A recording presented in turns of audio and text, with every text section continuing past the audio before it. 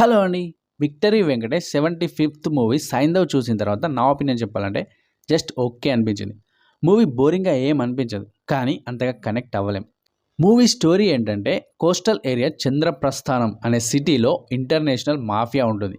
ఆ మాఫియా పనేంటంటే టీనేజర్లను టెర్రరిస్టులుగా మార్చి హమాస్ వంటి సంస్థలకు ఎక్స్‌పోర్ట్ చేస్తుంది. టీనేజర్లతో పాటు వెపన్స్ అండ్ డ్రగ్ డీలింగ్స్ కూడా ఉంటాయి. ఒకప్పుడు అదే మాఫియాలో పనిచేసిన సైంధవ్ తన భార్యకు చనిపోయే ముందు ఇచ్చిన మాట కోసం ఆ గ్రూప్ నుంచి బయటకొస్తాడు. తన 5 ఏళ్ల కూతురుతో కలిసి నార్మల్ లైఫ్ లీడ్ చేస్తాడు. అయితే ఒకసారి చంద్రప్రస్థానం సిటీలోకి షిప్ల ద్వారా భారీగా వెపన్స్ అండ్ డ్రగ్స్ వస్తున్నాయని తెలుస్తుంది. ఆ వెపన్స్ మాఫియా చేతికి అందగానే వాటితో పాటు వందలాది మంది టీనేజర్లను వేరే కంట్రీకి ఎక్స్పోర్ట్ చేయాలనేది డీల్. మరోవైపు తన కూతురికి ఓ రేర్ డిసీజ్ ఉంటుంది. అది తగ్గాలంటే 17 కోట్ల ఇంజెక్షన్ ఇవ్వాల్సి ఉంటుంది. తన కూతురులానే సిటీలో చాలామంది పిల్లలకు ఆ డిసీజ్ ఉంటుంది. మరి ఆ ఇంజెక్షన్ తెచ్చి సైంధవ్ తన కూతుర్ని కాపాడుకున్నాడా లేదా? మాఫియా నుంచి టీనేజర్లను ఎలా సేవ్ చేశాడు? వెపన్స్ అండ్ డ్రగ్స్ ఉన్న కంటైనర్లు మాఫియాకు అందకుండా ఏం చేశాడు అనేది మిగతా స్టోరీ. మూవీ మెయిన్ స్టోరీని పాప ఇంజెక్షన్ ఎపిసోడ్తో డైవర్ట్ చేసినట్టు నాకు అనిపించింది. రెండింటిని లింక్ చేసినప్పటికీ అది అంతగా వర్కౌట్ అవ్వలేదు. పైగా యాక్షన్ సీన్స్ బాగానే ఉన్నట్టు అనిపించినా లాజిక్లెస్గా అనిపిస్తాయి. మాఫియా దగ్గర అడ్వాన్స్డ్ వెపన్స్ అండ్ మనుషులు ఉన్నా ఒక్కడే ఉన్న సైంధవ్ను మాత్రం ఏం చేయలేకపోతాయి. అతని పేరు వింటేనే ఆ మాఫియా లీడర్లు వణికిపోతారు. ఇదైతే మరీ లాజిక్లెస్గా అనిపించింది.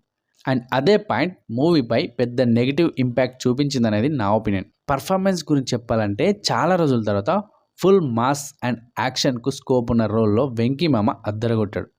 తన ఏజ్కు తగ్గ క్యారెక్టర్ ఇది. తన కూతురుతో వచ్చే సెంటిమెంట్ అండ్ ఎమోషనల్ సీన్స్లో కూడా తన మార్క్ చూపించాడు. ఇక నవాజుద్దీన్ సిద్దికీ క్యారెక్టర్ మూవీకే హైలైట్ అని చెప్పాలి. మూవీలో హీరో వెంకటేష్ తర్వాత మరో క్యారెక్టర్ ఏదైనా బాగుందంటే అది నవాజుద్దీన్ సిద్దికీదే. తన స్టైల్ ఆఫ్ యాక్టింగ్తో అద్భుతంగా చేశాడు. విలన్ రోల్ చేసినప్పటికీ తన కామెడీ కూడా చాలా బాగా వర్కౌట్ అయింది. ఇందులో హీరో ఆర్య కూడా ఉంటాడు. కానీ ఆ క్యారెక్టర్ అనవసరమని నాకు అనిపించింది. సినిమాపై అంతగా ప్రభావం అయితే చూపించలేదు. హీరోయిన్ శ్రద్ధా శ్రీనాథ్ మూవీ మొత్తం ఉన్న ఆమె క్యారెక్టర్కు అంత ఇంపార్టెన్స్ అయితే లేదు.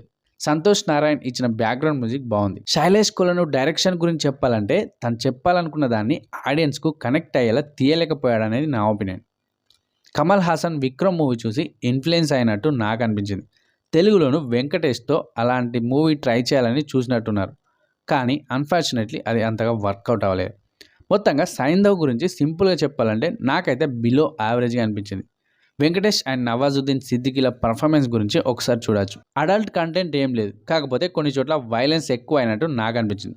సో ఇదండి సైంధవ్ మూవీ రివ్యూ. ఈ రివ్యూ కనుక మీకు నచ్చినట్టయితే వీడియోను లైక్ చేయండి. మరిన్ని interesting and latest movies reviews and updates కోసం మన ఛానల్ మూవీ ట్రాకర్ని సబ్స్క్రైబ్ చేసుకోండి. That's it friends. Thank you for watching this video. Have a good day. By by. జై హింద్.